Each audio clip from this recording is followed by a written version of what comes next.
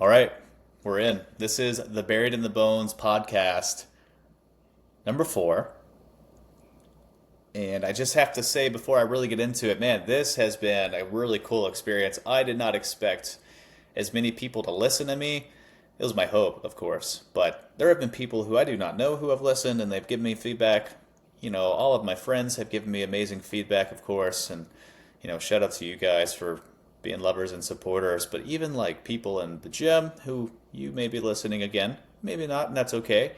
But the constructive criticism that I've gotten has been awesome. It seems like people really want to see me improve, and people really want to know what I have to say as a professional, and then also just I feel like someone who might be interested in an insightful life and learning from the life that I've, not been given per se. I've not been handed cards, but things have happened in my life, and these are just lessons I've learned. And how can I take, fitness and my physical exploration to explore myself, and how can I take these lessons and help others? Well, I think this is how. I take what I write, I figure out how to articulate them, and then I give them to you guys.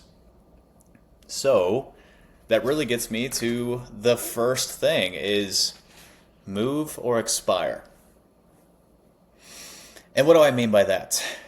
Well, I think movement, in my opinion, is the prerequisite to simply being. That means, in my opinion, if you are not moving, you are getting closer to dying faster, right? We're all there, but we all kind of know what that means. But in technical terms, movement is simply the development of someone or the change of something or someone's position. And this is where I kind of put a flip on that. I think position for me is condition. In the physical sense, the position I'm in is the physical condition I'm in. And of course, it's a little different with a human being because it's mind, body, spirit, right? And so we have 3 things that are coexisting with each other, and we cannot expect all 3 to be moving at the same pace with one another, just like we talked about last week. Just because I'm thinking certain things and in certain situations does not mean my thoughts, my mind is what I am or who I am, and the physical condition can change, but it is my first tool to express or teach these other elements of my life what I am hoping for. So it is the tool, I am the tool to get what I need. And so there is something to be said about, and we'll get to it, but the expression and the prescription of exercise and what is too much, just like any dose, and what is too little, just like any dose, right? If I'm the prescriber, then these are my doses, and what I get out of it will be the rewards and the benefits that come.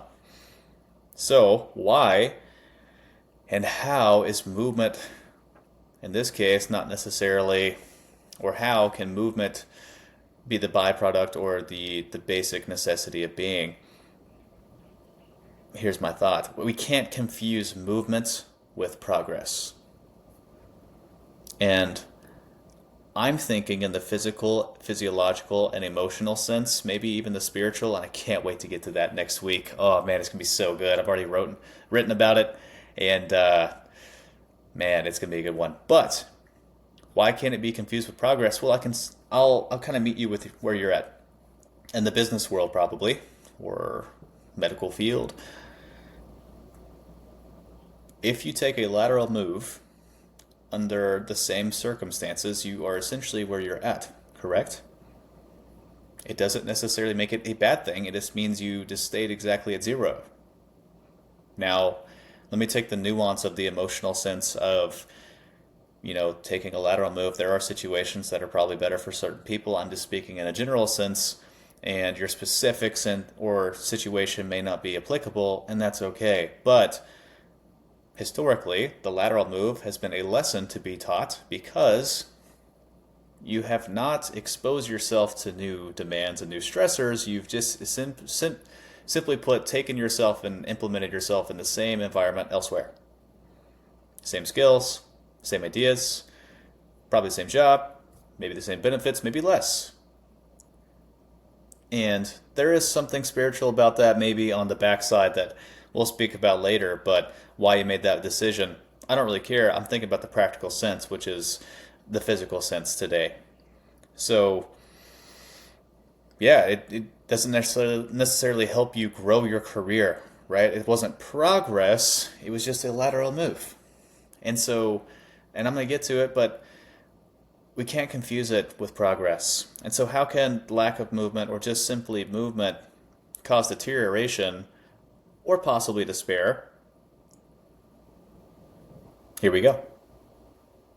I'm not here to convince you. I'm really just here to take what I know in a strength and professional sense, and also provide you with my experience as an athlete and an explorer or a wanderer, if you will. The idea is, I think we also can associate, if movement is the prerequisite to being, then it also is the prerequisite to suggestion. And different exercises, different movements, different stimuli, things, gives the body a suggestion, if you will. It gives it a signal. And so what I mean by that is it can benefit you in a positive sense. Yeah. That's what I wanted. Yeah.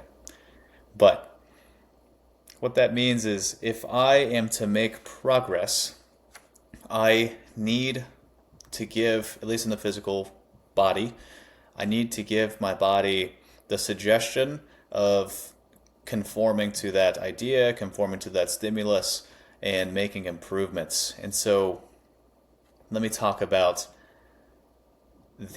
maybe the most fundamental, deep-rooted truth in strength and conditioning, the human body, and performance. And so this is a step into my world. It's called SAID, specific adaptation to an imposed demand. What that means is, given an appropriate time and resources, your body is going to adapt to the signal or demand that's imposed on it. Muscles, joints, bones, nerves, doesn't matter. Think about athletes, for example, or runners, or whoever, couch sitters, might I add. If you look at wrestlers, they're kind of in this state, and if you're watching, you can see me. I'm pulling my chest down, right? And I kind of have a flexed T-spine, or thoracic spine is what we'll call that. And they're always here. They're always playing defense. If you look at them standing, they have kind of that slight curve in their body, and it's because with the allotted amount of time and the resources via protein and nutrients that their body adapted to that, and they move. Their body moves like their sport demands. If I look at runners, track and field, especially long distance runners, and it's important to note here, not everyone does this, but it's people who train on the track a lot. If you look at their foot, imagine this is my foot. The pronation amount as they're turning, it looks like their tibia, this bone, this long bone here in your shin, this little, malleoli here, it literally looks like it touches the ground. In any other world, normal person tries to do that at that speed, which they can't. But if they took their tibia and just tried to run on it for just a moment at that angle of that pronated foot, hey, it would feel like you just tore your ankle. But somehow, at the highest level of adaptation and intensity, their body has demanded it over time, and it has gotten to where it needs to. Tennis players, my gosh, I joke about it. When I worked in Phoenix, I got to train very elite MLB baseball players and very elite tennis players. And I cannot and will not say the name. But, man, tennis players, their feet, the way their feet have to go on that kind of concrete, asphalt-ish, court, whatever, I don't even know the material, but man, it's such a hard surface, honestly. And their feet are just beat up, man. They're kind of turned in a little bit. But what that does, and the specific sense, is it takes your foot, pronates it in. It allows a internally rotated femur. And what internal rotation does in a joint function is it loads the glute. And so now we're back on the same page. It's the same thing with your joints. If I took you on your back, and this is kind of where we're getting into the life thing. If I took you and laid you on your back, and I had you bend your knee to 90 degrees, and I tried to turn your femur inward, internal rotation, it would probably show you have like 20 to 30 degrees of range of motion available. But if I took my hands off of you, and I said, keep the shape, see if you can rotate it to that same degree, you cannot. Most people can't. Why? Well, my brain has not needed to neuromuscularly control that range of motion. I've not had any demand in my life, in a signal that says, yes, body, we need to go there. Most of us don't need to, frankly, but it's a basic demonstration of, there are adaptations that we can adhere to, we can look for, and if I do it right, then I can prescribe a stimulus that is necessary for you. If I looked at bones, this is pretty fascinating. I think we all have cars for the most part, and if you're one of these really cool cities like San Francisco, New York, you probably don't have one, and so maybe go outside and look underneath one. They have these axles, right? Every car does. And even chairs, if you have like chairs, you'll see that a lot of the times they have like these X patterns underneath them. And that's to help compressive force. If something pushes down, you have like this compressive force. And I'm going to talk about the femur, which is considered a long bone. But if you look at it at like the deepest state of the femur, it looks like millions and millions of those formations that cross up like that, almost like a helix almost. And that is because our bones resist compression. It's almost like the creators of the cars looked at our bones and was like, that's it, that's the design I want. And it makes sense. Your body at all times is, fighting gravity. And we can get into like osteoporosis, and which is basically bone density decreases, right? And so you just have the malformation or loss of bone density. And the cool thing is, for those who are with it, if I want, or if they want to help that, well then, how do I do that? Well, if the adaptation has been gravity, my body at some point adapted to zero, right? It got to a point where it could withstand the stress of gravity. And then because of life itself, by nature, if I'm at zero, then eventually I'll start deteriorating. My body will start working against itself because of the thing we call time. And the only way we fix that is we implement a stressor that's greater than the stress demand currently. So if I'm walking body weight, then maybe I'll carry 100 pounds and start walking with that for a while, and in 6 months I'll see some bone growth. What happens is they're called osteoblasts within the bone itself, but they'll feel the signal, right, and be like, oh man, we need to get some collagen-like structures and start building these freaking, little helix structures in the bones. And, your body's amazing. You implement the stress, it knows exactly what to do with it. And if you don't know what collagen is, it's essentially a protein that helps with structure, tendons, ligaments, bones, skin, etc. So, yeah, specific adaptation to impose demands. And so, now I'm about to get into it. Consider the couch. And if movement is the prerequisite of being, of this finding zero all the time, then the word sedentary would mean I'm not moving. And so if I am at zero via movement, then when I'm not moving, then I'm quickly deteriorating, correct? And so with movement, or with lack thereof, we now have the addition of what we call chronic disease, or inflammation, or weight gain. And the problem is, the problem is, yes, you can live for a certain amount of time doing what we do, and the average lifespan in America is what it is, but the quality of the life isn't necessarily good. And I still have the two other guys, my spirit and my mind, that need to be taken care of. And if my tool, if my primary, most fundamental tool is not being considered, then I cannot be doing very good elsewhere, in my opinion. So what's the downsides of inactivity? You got your cardiovascular disease, obesity, type 2 diabetes, all-cause mortality is increased, and the addition of lots of cancers, right?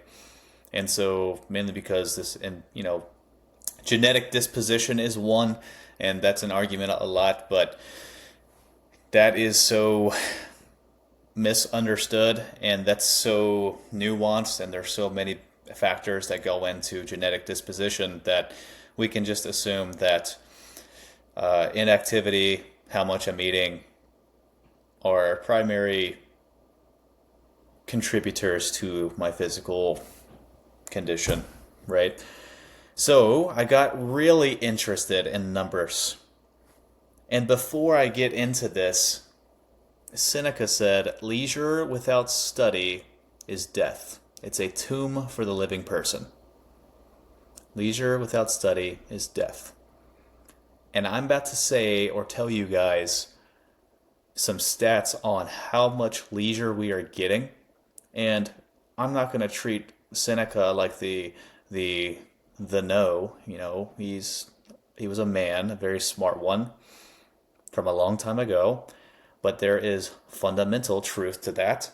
And so I started reading a bunch of meta-analysis and analyses, all week, and especially this morning when I was getting ready for this thing. And that's really what happened with this podcast. It was going to be one, and I was like, oh my God, I've written so much about what I'm going to talk about physically and philosophically that I could not. This would be like a 10-hour podcast, and Cal would be very mad at me by the end of this. But I found in one of these meta-analysis that these Wilmot colleagues found that they studied people 7 to 10 hours of sedentary life, and that within the people they studied 7 to 10 hours of sedentary idle time, that there was a 49% increase in all-cause mortality.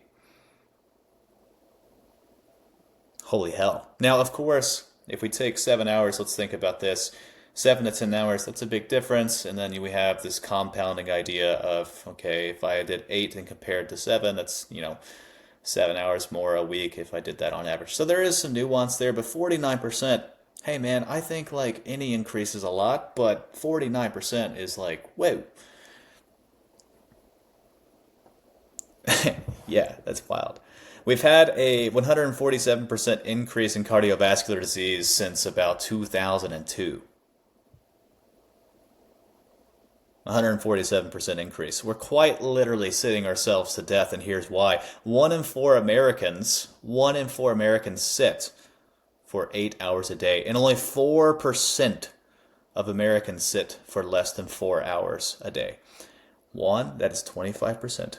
25% of people just sit for more than 8 hours a day, and only 4% for less than 4. And now I have written this. So someone commented, I love how I'm not being read to.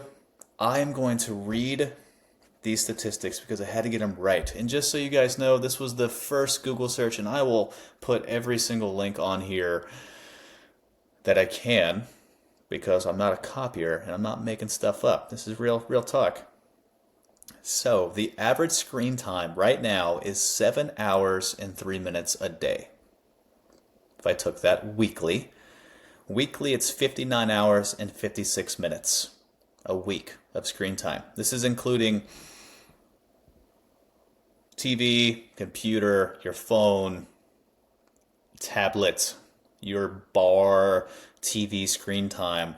But that's weekly, 59 hours and 56 minutes. Yearly, that is 129 days, 20 hours and 32 minutes a year on your phone. Then I got more curious. So I kind of thought, like, man, what would be the average age of a kid? And I probably overestimated this, just so you know.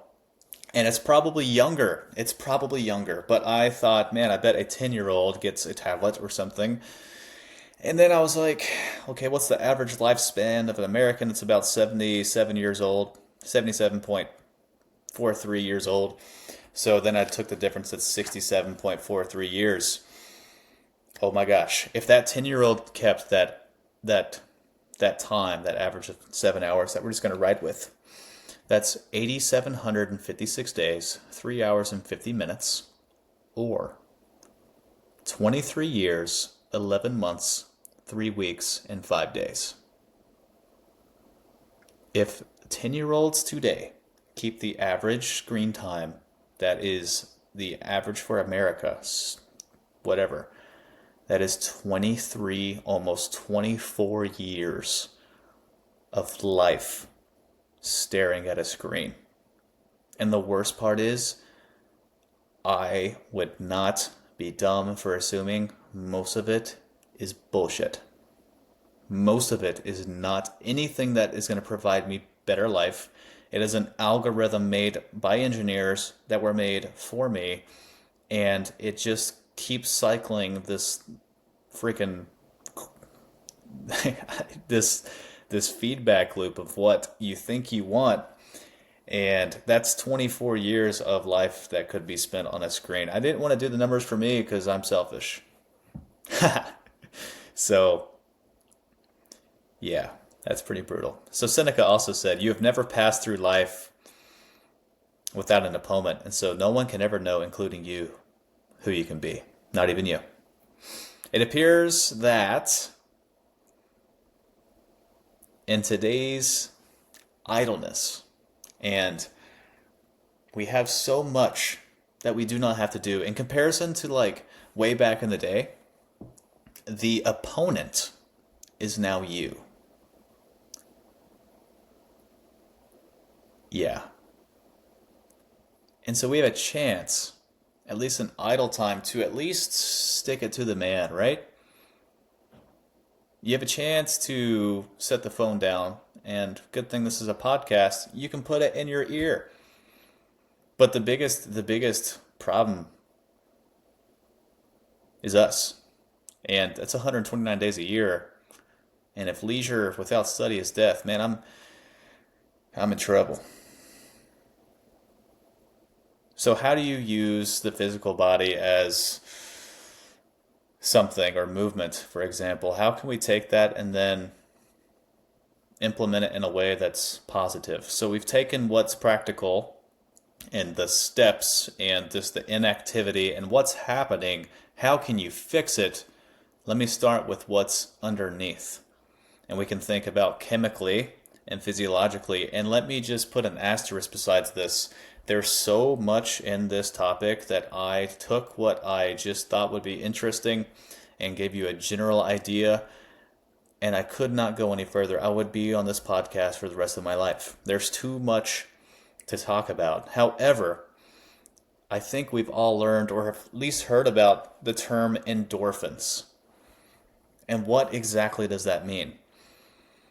So, specific adaptation to impose demands, endorphins get used in your body and excreted chemically when there are stressors implemented on your body that are greater than the current stress, the current demand. And so, if movement right now is keeping me at zero, I need a little bit more, or something that challenges my skeletal system, my muscular system, or my, we'll say, cardiovascular system. And keep in mind, there's three. Real quick, let me touch on them. You have an oxidative system that uses fat as energy, essentially. You have what we call the ATP-PC system, which is, you've heard it, phosphate creatine. It's how quickly I can use energy. It's a very quick thing. And then you have your glycolytic system, and that is all encompassing your cardiovascular / energy system and how energy is utilized in your body. It's pretty advanced, right? I think we need to train all three in order to be a healthy human. If we have three, then why would we only train one? So you've heard zone two a lot, but other things are required to support that system. If I use strength training in my life, I get to stress the skeletal system with gravity and levers, right? When those muscles get stimulated, they then excrete or send signals to help with what we now call endorphins. And so now we get to learn how we can be the practitioner and the prescriber to what should be us, our implementation of me, or our implementation of like how we become students of ourselves. I think the most disgusting thing that has happened at some point in our lives is that it seems like everything is being outsourced. And I'm about to give you a few examples on why there is more to you just physiologically than what you might think. But the drugs, or the pills, or the saunas. And although, hey, listen, some things can benefit people, and I definitely agree with some of these things, but I think what I'm saying is people are selling you on things, one, to make money, and we all got to make money, I get it, but you have to know that almost all of this physical, all of these physical things, these additions to your life are actually found within you.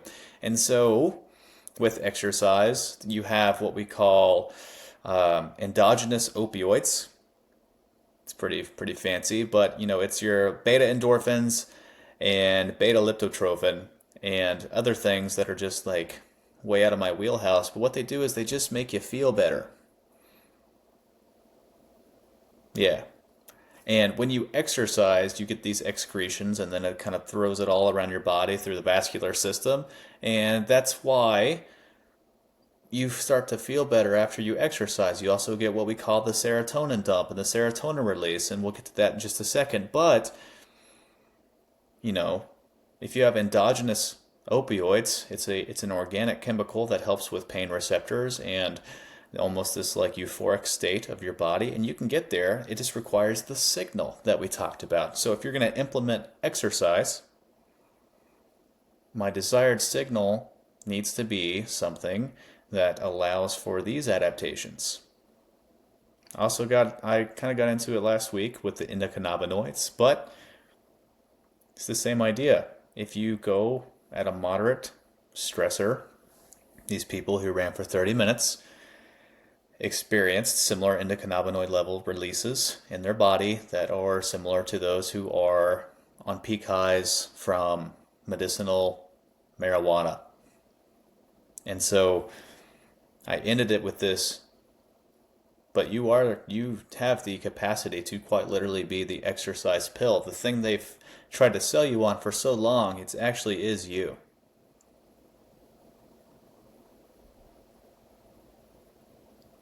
Yeah, that's pretty amazing. It really is amazing. I get caught up in it, and maybe I don't quite understand it enough, and I don't think any of us do, but it does fascinate me. It also is fascinating to think that with all these things, all these studies, and these little different systems in our body, I can get, you know, a certain degree of organic opioid pain relievers and things that make me feel good if I just give my body a signal and a prescription that it needs via exercise. And so if I give a demand, my body will give it the medicine it needs. And so we've all heard of serotonin, and I actually have a little note for us right here. But basically, if you took serotonin, you can think of it like this. Let me just simplify this. Serotonin, the more you have, the better you feel. The less you have, it seems, the more depressed you are. And so the United Kingdom, who's a partner with the National Institute for Health, the United Kingdom National Institute for Health and Clinical Excellence developed a treatment plan for people with moderate to severe depression. I'm assuming probably people with just, not so intense depression, but they found the risk benefit ratio for those who they put on antidepressants was way, way less than if they just put people on regular exercise routines. That's freaking fascinating. There's also the tryptophan, which in some essence they found that during the fatigue states, when the body is fatigued, you kind of get that hypnotic euphoric effect. And so sometimes people are like, I kind of understand it. This month in our gym, it's been a pretty hard training month, but people go through the ringer, right? And they say it jokingly like, oh my gosh, that was so hard, but they're just like stretching out and laying out, you know? And then afterwards, you're like, ah, great workout. And people talk about it all the time, and I've said it before, but if you don't feel better after you leave, I've not done my job. That's pretty true. I mean, there are some other things that have to go into it, but it kind of goes back to what I was talking about earlier. As you get closer to the signal, or as you explore your body, if you will, you'll start exploring these problems. And I've talked about this before. But let's say with strength training, someone comes in and I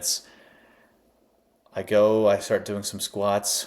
I feel the same knee irritation that I've felt for a long time. Well, here is move or expire, right? If I continue, and there is some structural things to this, I should put an asterisk besides that, but if I continue to think the same way and respond emotionally the same way to the same thing all the time, really not knowing what the anatomical state is or what the problem is, I can find myself in what is the mind process, the thought process. It's kind of dying. I've not grown. I've not challenged myself. I've not considered other options. I've not tried to reach or find the solution to my problems. I just avoid. I avoid, I avoid, I avoid. There is something to that. I have not moved. And if I've not even tried to move, then I've really not developed or benefited in any way. And that is a problem in itself. And so we'll touch on that next week. God, I can't wait. But there is some philosophical and emotional truth to that. If I continue making these decisions, then I'm just not developing as a person. That's a lateral move, if you will. I'm gonna stop squatting. I'm gonna go do this other squat variation that I'm way more comfortable with, I know I can get through the day with, and to some degrees, more is or less is more. And at the end of the day, yes, it is better that you did that than not being there. And I'm not saying that. I think I'm more so getting to the application of me and treating fitness as training and self-exploration and less of just the practical sense of strength and conditioning. My goal is to teach and to help people get to points in their lives where they feel motivated enough to try. And great, guess what? Back to what I talked about last week. If I try and I do not succeed, that does not mean I fail. I just make a pivot and then explore elsewhere. I explore the new problem. I find new opportunity and new solutions to my problems. That is how decisions should be made. That is how I should treat my life. And that's a very basic thing I can do just in exercise. The doctor of the future will give no medicine, but will instruct his patients in care of the human frame and diet, and in the cause and prevention of disease. Thomas Edison. I botched that last week. That is why sometimes I need to be fact checked. No one did, and there you go. I was wrong. It was not the person I thought it was. I don't remember who I said it was, but it was Thomas Edison. The doctor of the future will give no medicine, but will instruct his patients in care of the human frame and diet, and in the cause and prevention of disease. In 2007, and this is, I believe, a PubMed study. Once again, I'll post these things online. In 2007, 40% of all physicians were overweight and 23% were obese. The worst part, and this is in 2007, guys, 2007. The worst part is that they also found bias in these folks, these doctors, physicians, and how they counsel their patients. Think about that. Please think about that. That's in 2007. If you want to know the obesity statistics from 2007 to today, I promise you the increase is astounding. So if 40% were overweight then, yeah, I hate to assume, but I'd imagine that that number is closer to the obesity now, which was 23%. I would say we're probably, and this is assuming, I don't even have to because I know that just in general obesity rates have climbed. I would assume that number has increased. Guys, that was in 2007. The worst part, like I said, they found bias in all of these folks and how they counsel their patients.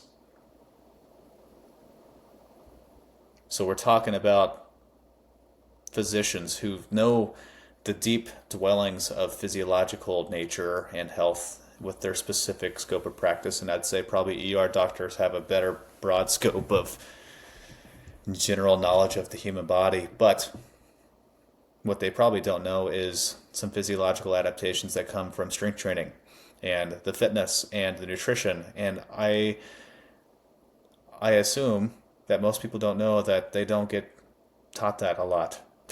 And even physical therapists or chiropractors or whatever. There was a study on this Olympic throwing team, and they had pretty bad patellar tendinopathy. And essentially patellar, it's this tendon on the front of your knee. You've probably felt it before, but basically it has like a little hole that opens up in the middle of it.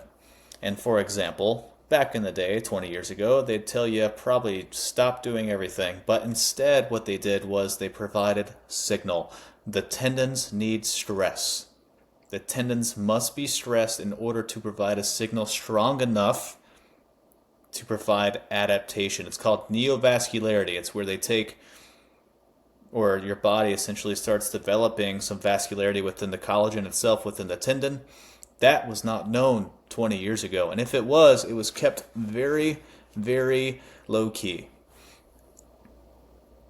So, for everyone that is like, yeah, I just have this tendinopathy, or, I don't do that because of my knees, and we do have the ability to change it. It just takes more time than what maybe you're comfortable with. And so therefore, we can either dive into the problem or not move at all, which sometimes is the deterioration of my mindset, right? With that being said, that's just an example on how new science and new ideas are different than what used to be prescribed by physical therapists or doctors. They'd say, stop doing everything, blah, blah, blah, blah, come back in 6 weeks. Well, we all know 6 weeks is about the time that inflammation kind of has like a drastic change in location and distribution. So, come back in 6 weeks. Also, did you guys know that for every 1,000 steps, another meta-analysis, that for every 1,000 additional steps, starting from 1 to 10,000, I think they actually went to 15, but for every 1,000 additional steps in your day to day, there is a 12% decrease in risk for all-cause mortality. The problem is the average steps for Americans are about 3,000 to 4,000 a day. That's only about 30 to 40 minutes, and I think that's like 20-ish days a year. That means we have 109 days of inactivity more. We have spent 109 days more of inactivity sitting on our phones looking at the screens than we have walking or moving. So what can we do? How can we take all of this practical information, just the nuance behind it all, and start applying it into our lives? Well, we have to look at like the thing that acts my physical body, and that's the muscles. And they have tons of functions. It's amazing. The first one, of course, is to support or pull on our skeleton to help us with posture, which by nature gives us a better understanding and ability to go about our activities of daily living. It also is how I physically exert myself and express myself, if you will. But when I train my muscles and they're in a healthy condition, it also, I don't know if you guys knew this, it's one of the biggest and major players of the endocrine system in the human body. The endocrine system, if you don't know, is so complex that if I even tried to understand it completely, my head would explode. It's so complicated, and that's why those guys make so much money. It's so complicated. But they play a vital role in excretions, and they play a vital role in how nutrients get distributed and my blood flow, my releases with serotonin and other chemicals in my body. They assist and play a primary to an existing function in my body. It's fascinating. So what does that mean? If movement is the prerequisite of being, most of our demands right now is sitting on our ass.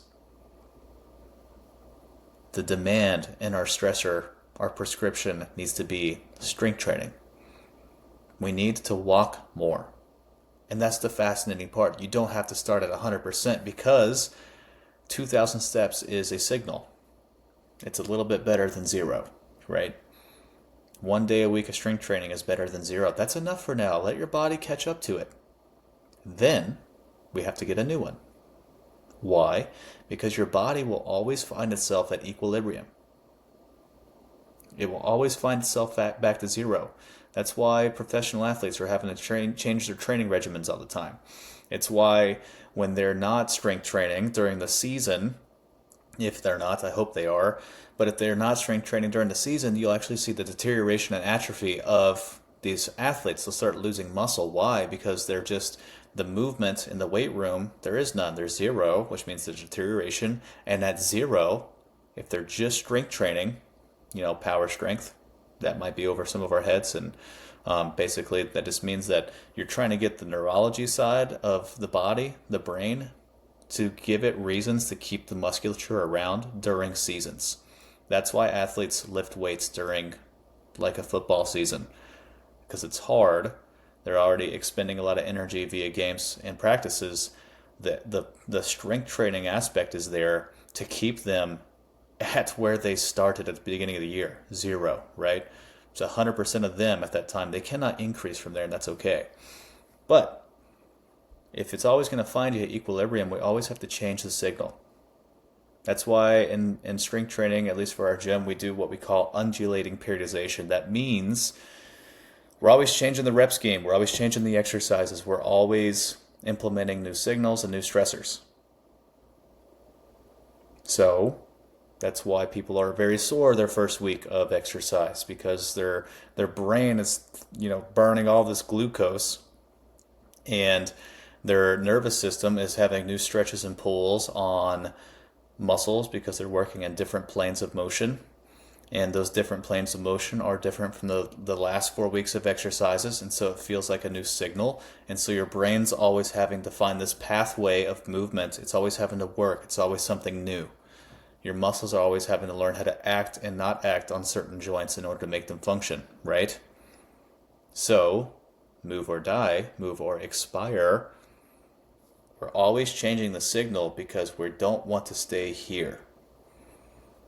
In some cases, as we age, if we're not getting weaker, then I suppose we may be getting stronger. And if we are getting stronger, then that says we are improving a lot. By nature, we are always fighting and changing our positions, right, in order to stay where we're at.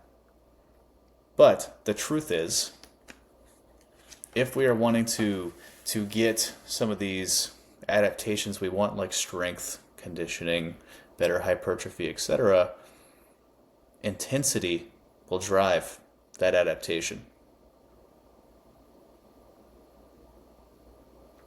Because, mentioned a second ago, as we age, all of us, including me, we are all fighting what is already deteriorating us, which is our time. From the moment I am born, I get real tall, and then all of a sudden life wants to take me back down. The closer I'm getting to the ground, the closer, theoretically, spiritually, and maybe religiously to some people, I'm getting closer to what we'd call death.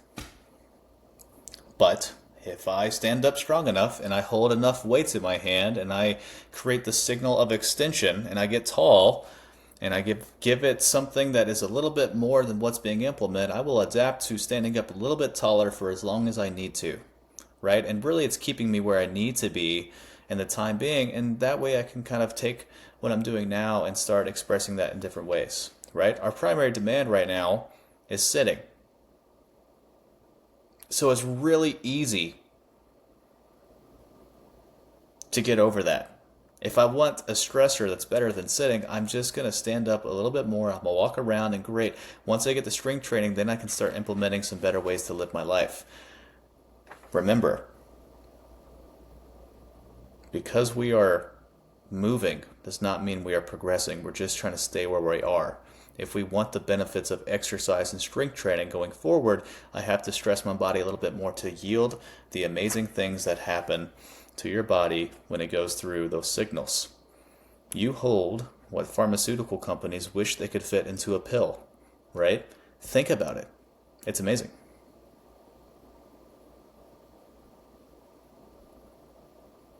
And maybe I'll kind of touch on this. If we go back to what I spoke about earlier, we have three things going on: mind, body, spirit. And I think it's really important that now we kind of have this physiological truth and these fundamental ideas, which are very complicated. And it's so funny how really I've maybe taught and given you guys some ideas about kind of some strength conditioning principles and the anatomy and physiology, but we've all actually known some of these things to be true. If I'm sitting down long enough, my mind gets weird and I get unhealthier. If I stand up and walk, eventually if I walk enough for long enough, I get aches and pains still. Why? Because I adapted it to zero. I need a new stressor. I need my body to have a reason to not get these asymmetries, and I need to strength train. Same reason why in business.